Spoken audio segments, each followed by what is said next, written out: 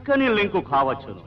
British సామ్రాజ్యం ఢిల్లీ పాదుషాల ఎదుట వంగి వంగి సలాములు కొట్టినప్పుడు ఎక్కడుంది బ్రిటిష్ సామ్రాజ్యం?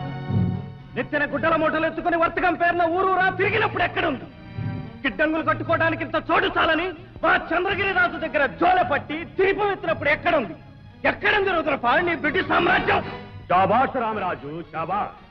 నీ వంటి వీరుడు ఈ బానిస దేశమందు కాక మా దేశమునందే పుట్టియుండు. పొరపాటును కూడా అలా ఊహించవద్దు.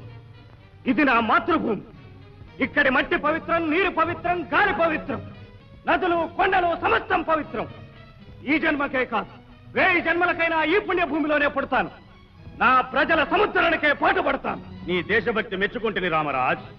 కాని ప్రపంచమున ఎదురులేని సైనిక శక్తి, బ్రిటిష్ సైనిక శక్తిని నీవు ఎదిరించజాలవు. స్వతంత్రము కొరకు చట్టబద్ధముగా ఆందోళన చేయవచ్చును.